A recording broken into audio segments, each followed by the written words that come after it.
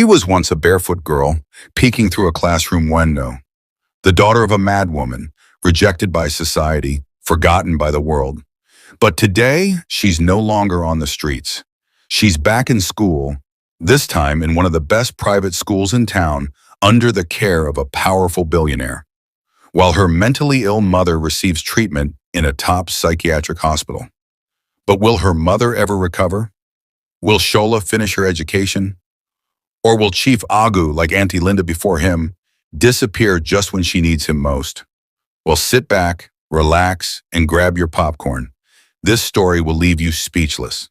And if you're just tuning in, please subscribe. And don't forget to like this video to support more powerful stories like this. Let's dive in.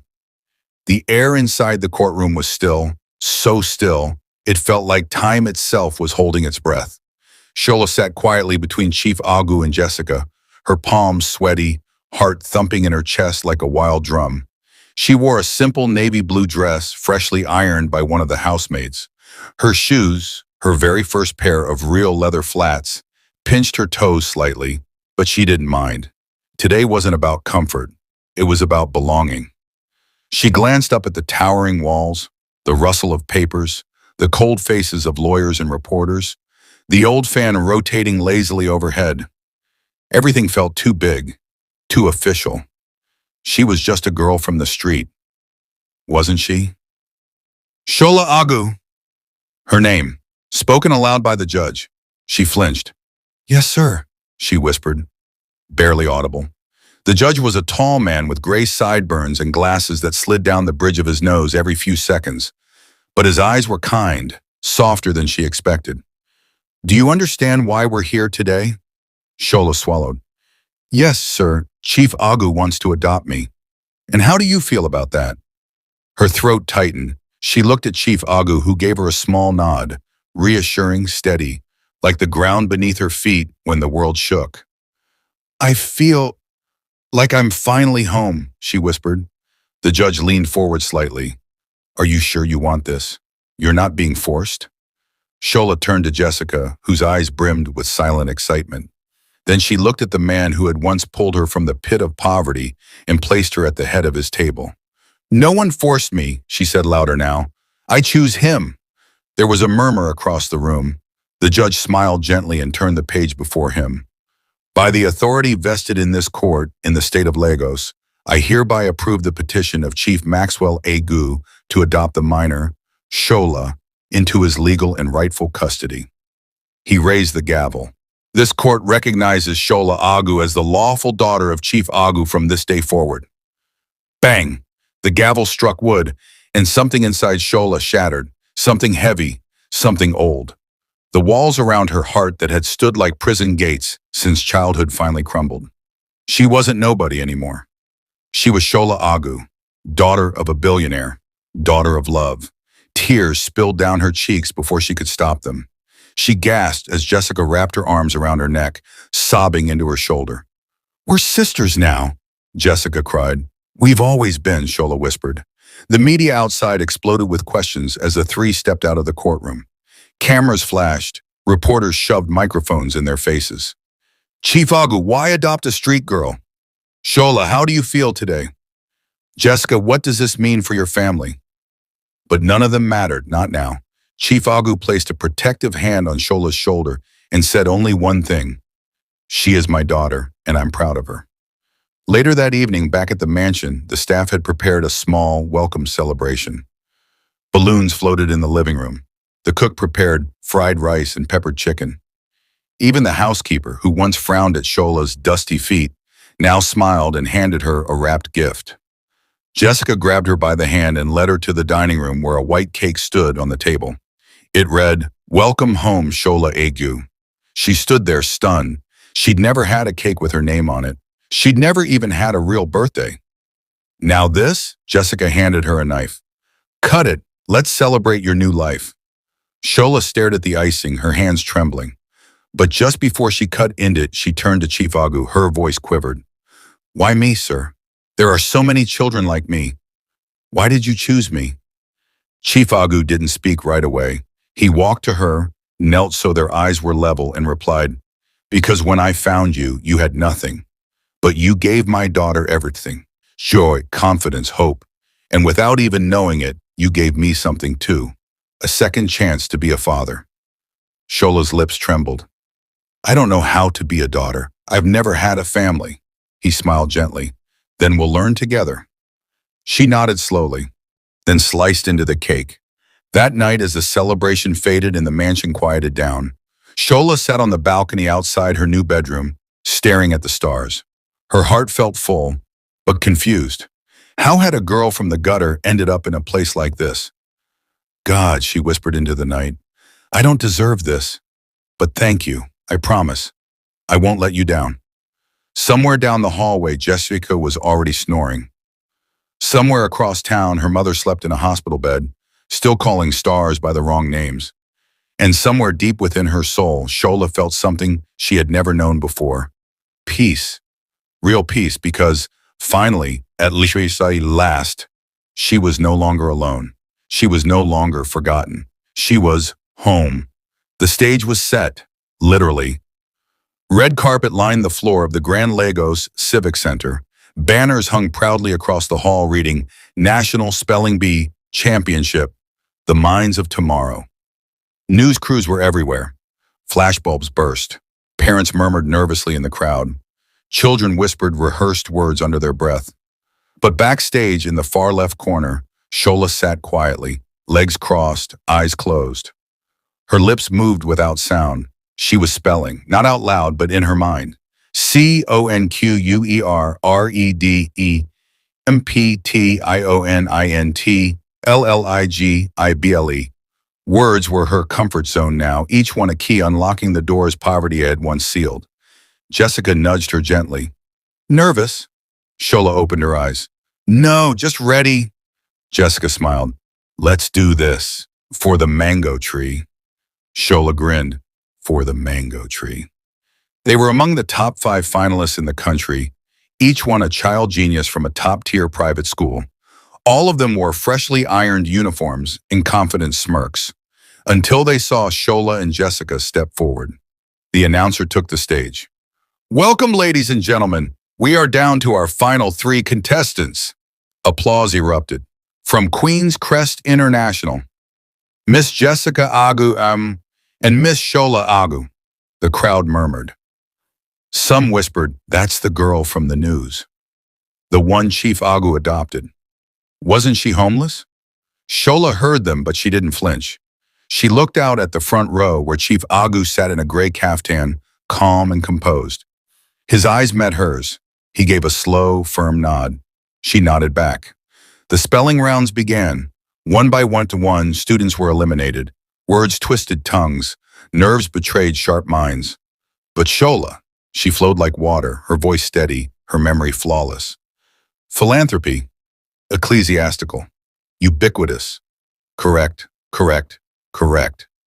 Jessica was just behind her, matching her for every round. The 2 girls, now known nationwide as the Queens of Queen's Crest, became the talk of the room.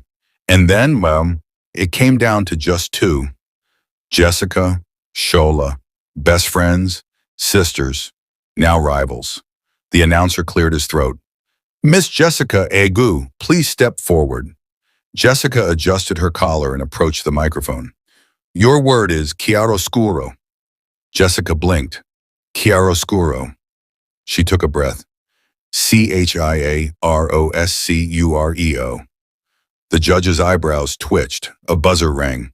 The announcer winced. Incorrect, it's CHIAROSCURO, no E. Jessica bit her lip, face falling, but she turned and gave Shola a thumbs up. No bitterness, no envy, just pride. It was now Shola's turn. The hall was silent. The announcer stepped forward. Miss Shola Agu, if you spell this correctly, you will be our national champion. She stepped up. Your word is epistemology. The room collectively inhaled, the kind of word that paralyzes even the best students. But Shola didn't blink. She whispered to herself, Epi means knowledge, like epiphany. Then she said it clearly.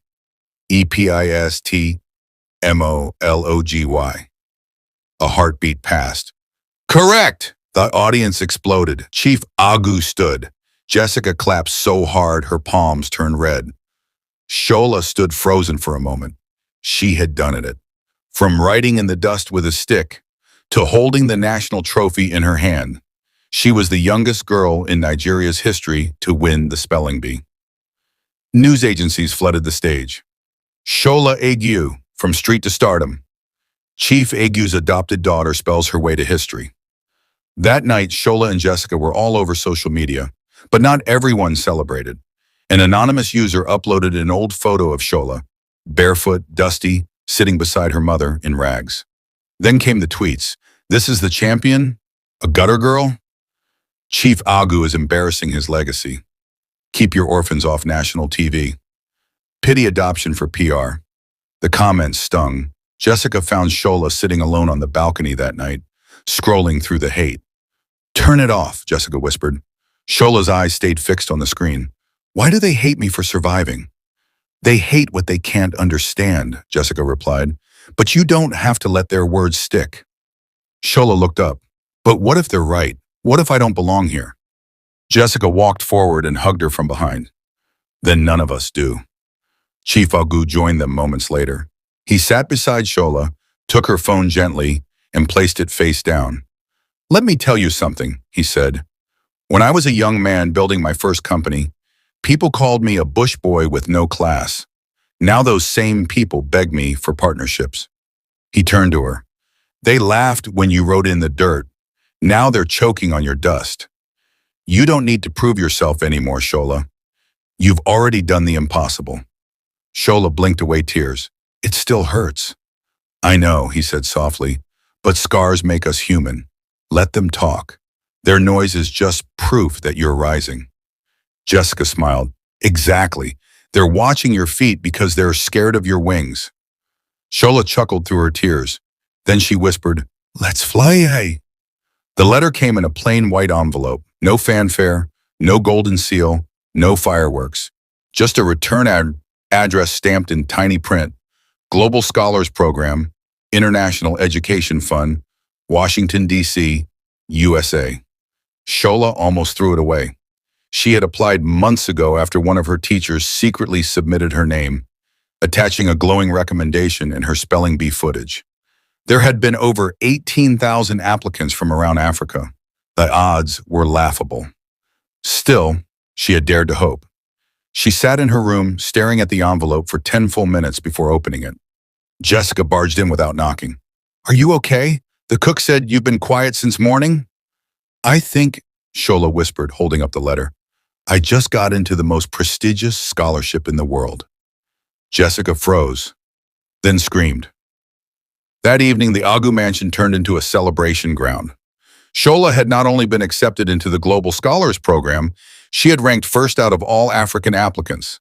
Her acceptance came with a full scholarship to one of the top STEM boarding schools in the United States, a travel stipend, a laptop and learning tools, and mentorship by professors from Harvard, MIT, and Oxford. When Chief Agu saw the letter, he didn't smile right away. He just stared at it, then at her, then stood up and walked out of the room. Shola's heart dropped. Had she upset him? Was he angry? She followed him to the backyard where he stood quietly under the mango tree, their tree. She approached carefully. "Sir?" He didn't turn. "Do you know what I was doing when I was your age?" he asked softly. Shola shook her head. "I was selling kerosene by the roadside, barefoot, skipping meals so my younger brothers could eat." He turned to her then. His eyes were full, glassy. "You were sitting in the dust with nothing, teaching my daughter from scraps. Now you're going to represent this country on a global stage." Tears rolled freely now. "I'm not just proud of you, Shola. I'm honored to know you." Shola blinked hard to hold back her own tears. "I couldn't have done it without you." He walked over and placed both hands on her shoulders. "No, you did it in spite of everything. I was just a witness." News of Shola's scholarship broke the next day. Homeless girl turned national champion wins U.S. scholarship. From street to STEM, meet Nigeria's rising genius. Shola Agu makes Africa proud, TV stations called. UNICEF requested an interview. Celebrities posted her photo with captions like, "Black Girl Magic," and "Let's invest in education." But even as the world celebrated her, Shola's heart remained split. Because while she packed her bags and prepared for a new world, a small part of her was afraid. What if she got there and did not fit in? What if they laughed at her accent? What if she failed? The night before her flight, she sat again under the mango tree with Jessica. The breeze was soft, the moon full. Jessica plaited Shola's hair slowly, both of them in silence. "I'm going to miss you," Jessica finally said. Shola nodded. "Me too. I wish I could come with you."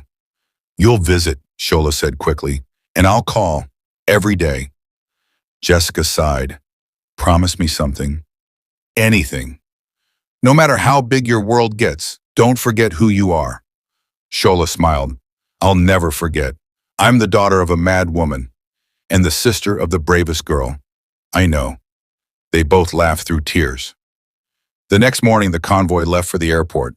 Shola wore a navy blue blazer with gold buttons, the uniform of the Global Scholars Program. Her passport was tucked safely in her bag, along with photos of Jessica and a worn-out notepad she refused to throw away. As they reached the terminal, Chief Agu pulled her aside. "There's something I need to give you." He handed her a black box. She opened it slowly. Inside was a gold necklace, a small pendant carved in the shape of a mango leaf. She looked up, stunned. "I had it made," and he said, "so you'll never forget where you came from." Shola's eyes blurred with tears. He fastened it around her neck, then hugged her, the longest, strongest hug she'd ever received. "My daughter," he whispered, "fly and don't look back, unless it's to help someone else up." She nodded against his chest. "I will." As she boarded the plane, she turned one last time. Jessica stood at the glass, waving furiously, tears streaming down her cheeks. Chief Agu stood beside her, hand on Jessica's shoulder. Shola placed her palm on the window and whispered, "I'll make you proud." The engines roared, the runway stretched ahead, and with one final breath, she took off. Not just into the sky, but into destiny. 3 months had passed since Shola left for the United States. Her life had become a whirlwind of labs, libraries, and leadership seminars. She walked hallways with students from over 40 countries, discussed climate change with scientists, and presented a paper on neurological learning in children, all while wearing a badge that read, "Shola Agu, Nigeria." But back home, something just as extraordinary was happening. Abini, the woman the world had called mad, was waking up. Dr. Aisha had warned Chief Agu that recovery would be slow, uncertain, and painful. "Psychosis that has lasted this long doesn't heal overnight," she had explained, "but your consistent support, the medication, and a safe environment are making a difference." At first, there were only flickers, Abini blinking at sunlight without screaming, whispering lullabies instead of shouting at walls. Then came the day she asked, "Where's my plate?" like a person fully present. The medical team watched her like a miracle. By month 4, she could string conversations. By month 5, she was attending therapy and asking questions. And by month 6, the question came, "Where's my daughter?" The nurse froze. "Your daughter?" "Yes," Abini said softly, tapping her chest. "She used to call me Mummy." "Where is she?" The hospital immediately contacted Chief Agu. Within hours, he booked a flight and called Shola overseas. "Your mother is coming back," he said gently, "and she's asking for you." Shola's heart skipped. Is she okay?" "She's not the same, but she's no longer lost." Tears pooled in her eyes. "I'm coming home." It was raining the morning Shola arrived at the hospital. She stepped out of the car slowly, clutching a bouquet of sunflowers.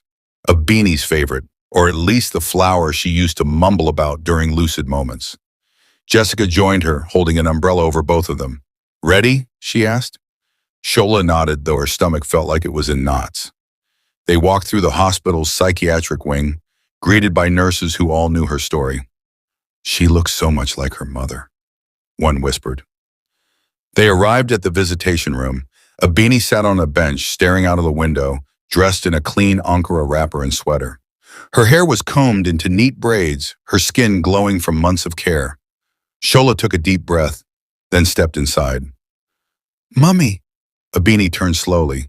She blinked, paused, then tilted her head. I'm sorry, she said slowly.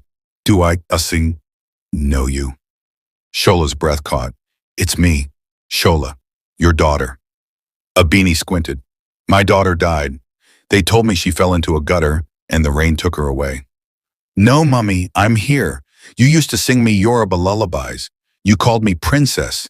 We used to beg together at mile 12. The man with the guitar gave us bread once, remember? Abini's face remained blank. She looked away, pressing her hand to her forehead. I don't remember. Shola dropped the bouquet. She sank to her knees. Jessica rushed forward, holding her. It's okay, Jessica whispered. She's trying. Give her time. But time didn't change what was already breaking.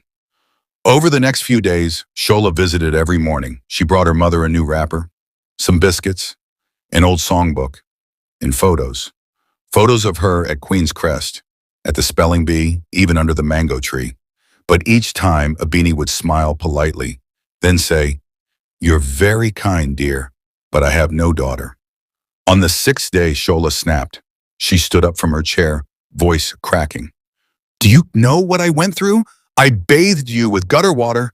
I carried you across the street while people threw stones at us. I fed you soaked curry while I starved.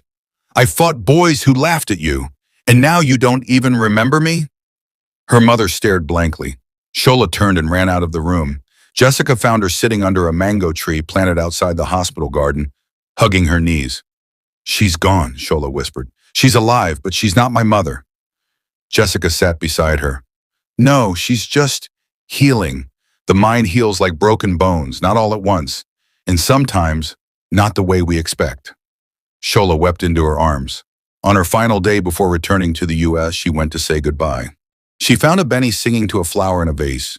Shola knelt beside her and said softly, Even if you don't remember me, I will always remember you. She placed a framed photo in Abeni's hands, one they had taken in the early days at Queen's Crest, under the mango tree. In it, Shola was smiling.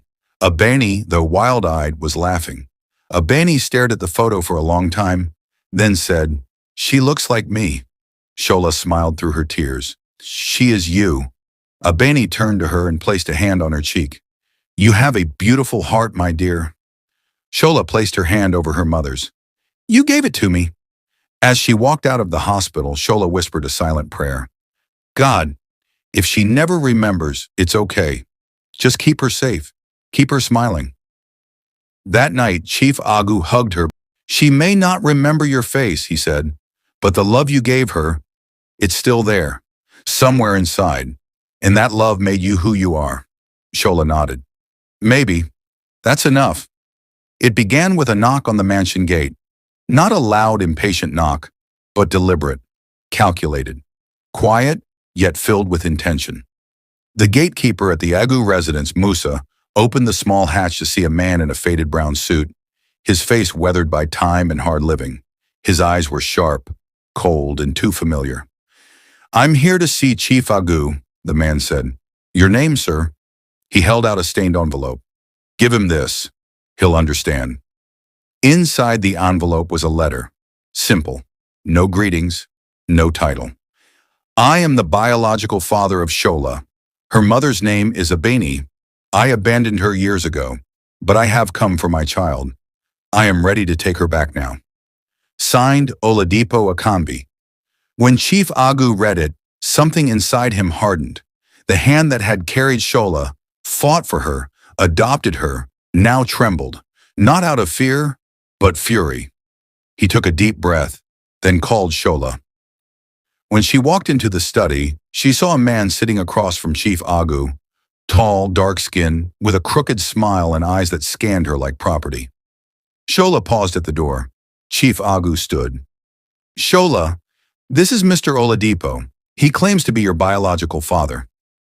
The room froze. She blinked. My what? The man stood and nodded. You've grown. You look just like your mother. She backed up slightly. How do you know her? He shrugged. She was mine, long ago, until she went mad. Shola felt her knees weaken. Jessica, standing quietly in the corner, stepped closer to her. You abandoned us, Shola whispered. I didn't abandon, Oladipo replied coolly. I left. There's a difference. Your mother was never stable. She was dangerous. I couldn't raise a child in that mess. You told her to abort me, Shola said, her voice cracking. She told me, and you disappeared for over a decade. I was scared, he barked. I was young. I had nothing. But now, you're somebody. You're a star. I came to take you home. Chief Agu's voice sliced through the air. She has a home, Oladipo sneered. You think money makes you her father? You think adoption papers erase blood? She's my daughter in every way that counts, Chief Agu said calmly. You only showed up after the world began clapping. Oladipo stepped forward. I don't want your money, sir. I just want my child, my flesh, my legacy. Shola stood frozen between two men, one who helped create her body, the other who saved her soul. I don't even know you, she whispered.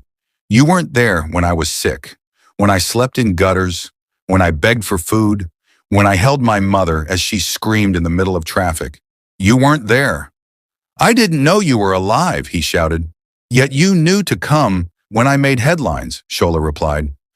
Oladipo's eyes narrowed. If you don't come willingly, we can take this to court. You're a minor, and I'm your blood. Silence. Then Chief Agu nodded. Fine, we'll let the court decide. And so it began. The legal battle shook the city. Social media buzzed. Some supported Oladipo. He made a mistake, but he's still her father. She has a right to know her real roots. Others stood with Chief Agu. A man who runs from fatherhood should never be allowed to return just to reap glory. Shola was a street girl until Chief Agu stepped in. Blood doesn't raise a child, love does. The court demanded DNA testing. It confirmed it. Oladipo was Shola's biological father. But the final verdict depended on one thing, Shola's own testimony. Would she return to a man who left her for dead, or stay with the one who fought to bring her back to life? The courtroom was silent, yet it roared with tension. Papers rustled, shoes scraped. A dozen reporters huddled near the back, pens poised. But all eyes were on one girl, Shola. She stood alone, small in size, but towering in presence. Her braids were pulled neatly into a bun. She wore a navy blazer with gold buttons, Queen's Crest uniform. Her posture was straight, but her fingers trembled ever so slightly. The judge adjusted his glasses and leaned forward.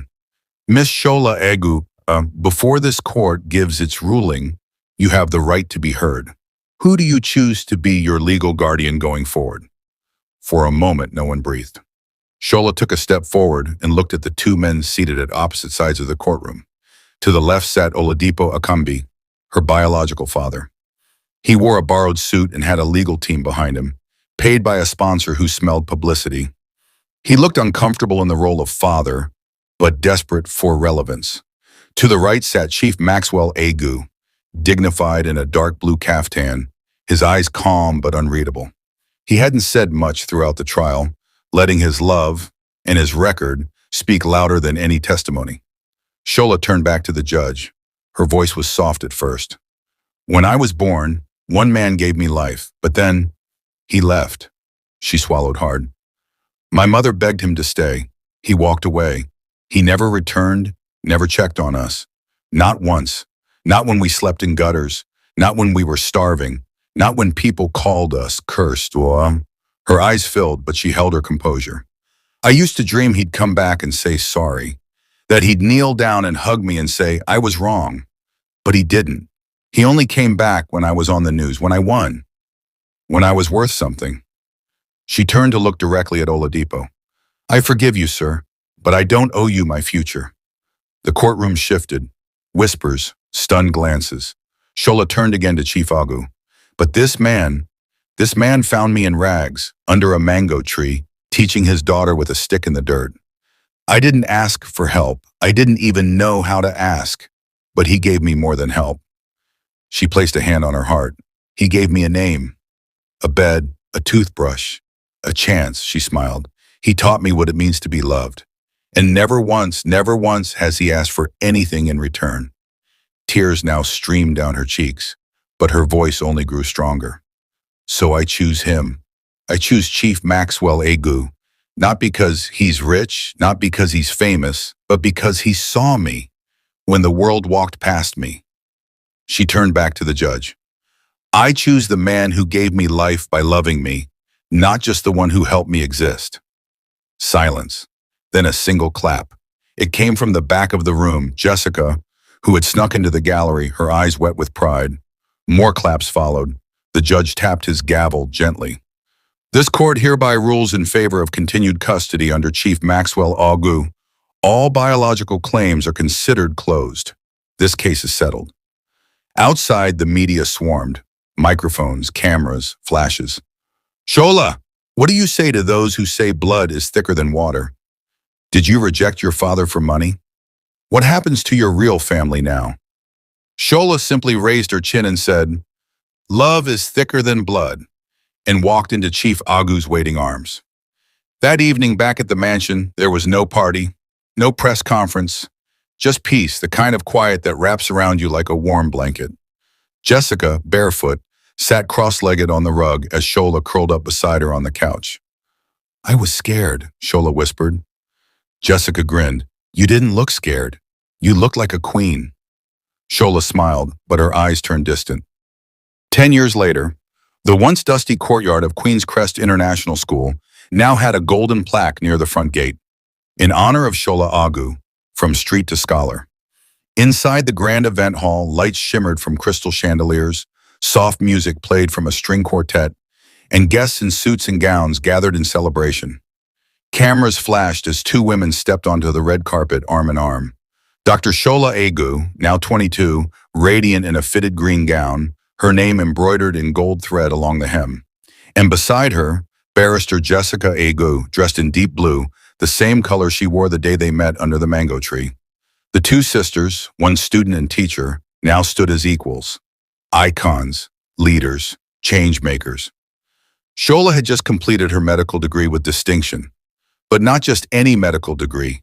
She specialized in neuropsychiatry, the very field that once defined her deepest wound. She now walked hospital corridors with confidence, diagnosing patients, treating trauma, and restoring dignity to those whom the world had labeled crazy. Because she knew their pain. She had lived it. She had held her mother's hand when no one else would. Jessica, on the other hand, had become one of Nigeria's youngest and most fearless human rights lawyers. She defended children accused of witchcraft, advocated for prison reform, and was known in the courts as the voice of the voiceless. But tonight they weren't in court or at a hospital. They were at the official launch of their joint foundation, the Mango Tree Foundation for Mental Health and Dignity, a nonprofit built to provide free mental health care, safe homes, therapy, and rehabilitation to mentally ill individuals and their families across Nigeria, especially the poor, the homeless, and the forgotten. As the program began, the MC took the stage. "Tonight," he said, "we celebrate not just two brilliant women, but a vision born from ashes, a friendship born under a mango tree, and a love story not of romance, but of redemption." Applause thundered. Jessica stepped up first. She took a deep breath, scanning the crowd. "I remember being called dumb," she began, her voice calm but strong. "I remember teachers rolling their eyes when I raised my hand. I remember feeling small, unworthy, invisible, until a barefoot girl in rags taught me that my mind was not broken. It was just waiting for the right teacher." She turned to Shola and smiled. She was that teacher. The crowd clapped as Jessica stepped back and gestured for Shola to come forward. Shola approached the mic, holding a small notepad, not because she needed it, but because she still carried reminders of where she came from. "I was called the daughter of a madwoman," she said plainly. "I was chased from schools, slapped by strangers, and laughed at while my mother begged for bread." The hall grew quiet. "I never thought I'd be standing here, let alone wearing a doctor's coat, let alone opening a foundation. But I'm here because one man saw me, one girl believed in me, and one mango tree became my classroom." You know, for a long time, I thought being wanted by my real father would fix something. Like maybe if he came back, it would heal the hole I carried. Jessica was quiet. But now I know that hole was filled a long time ago, not by him, but by all of you, by Dad, by you, by this home. Jessica leaned over and rested her head on her sister's shoulder. You were never missing a father, Shola. You were just waiting for the right one. Later that night, as guests sipped juice and celebrated, Chief Agu stood in a quiet corner of the courtyard, smiling silently as he watched the two young women. Jessica was speaking to a judge from Abuja. Shola was laughing with a group of international doctors. Two girls he had once called my daughters, now leaders in their own right. He closed his eyes and whispered, "Thank you, God. You gave me daughters I didn't ask for, but I will spend my life protecting." The following week, the foundation opened its first facility.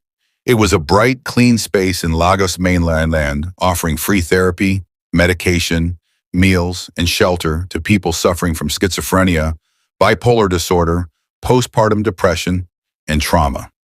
The reception area had a mural on one wall, a large painting of a mango tree with two girls sitting underneath it, one in a blazer, one in a ragged dress, both smiling.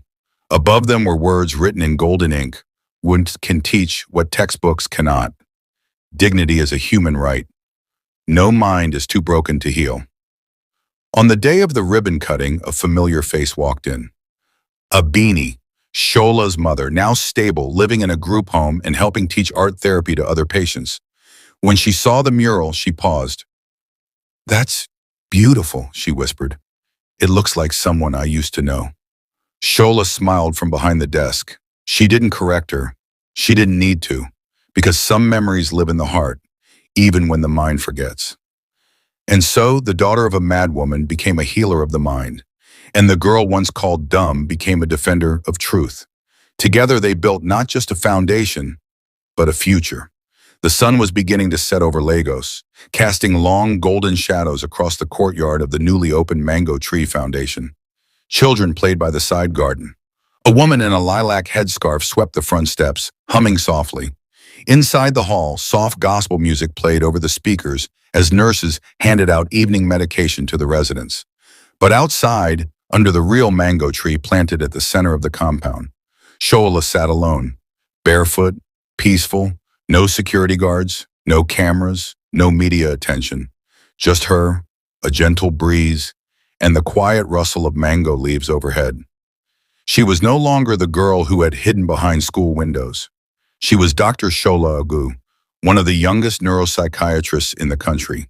But even with all the titles and accolades, she still returned to this tree, because it was under a mango tree where her life had changed, where she first taught, where she was first seen, where hope was born. Footsteps approached behind her. "You're hiding again," Jessica teased, plopping beside her on the grass in a crisp white blouse and black heels. "I'm reflecting," Shola replied, eyes still closed. Jessica grinned. Same thing." They sat in silence for a while, watching the sky change color. "Do you ever miss it?" Jessica asked suddenly.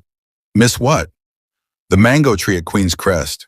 The way we used to sneak lunch together, solve math problems, and dream about what we'd become." Shola opened her eyes and smiled. "I don't miss it. I carry it."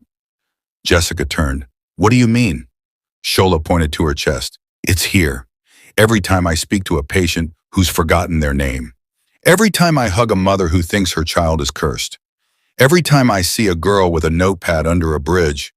I remember who I was, and I remember what we built." Jessica nodded, emotion catching in her throat. "You think people will ever stop judging the mentally ill?" Shola was quiet for a moment, then said, "Maybe not. But even if they don't, they'll never be able to say again that no one cared." Later that evening, the foundation held a quiet memorial in honor of a patient who had passed away, an elderly woman who died peacefully in her sleep, holding a photo of her son she hadn't seen in 30 years. Shola led the prayer. Afterwards, she stood with the woman's daughter, holding her hand. "She was not mad," Shola said. "She was misunderstood, and now she is free." The woman wept into her arms. Jessica watched from a distance. "She's not just a doctor," one of the nurses whispered nearby. "She's a light." And truly, Shola had become more than her name. She had become a symbol of survival, of education, of second chances. That weekend, Chief Agu threw a private dinner in the mansion garden. Just family and close friends. A beanie was there, sitting gracefully, her eyes clearer than they had ever been. She no longer remembered the streets or the voices that haunted her, but she remembered music. She sang softly that night as a young boy strummed a guitar nearby. Shola watched her from across the table, holding back tears. Jessica leaned in. She may not remember you fully, but you made her whole again. Shola nodded, and that's enough. Later that night, Chief Agu stood to give a toast.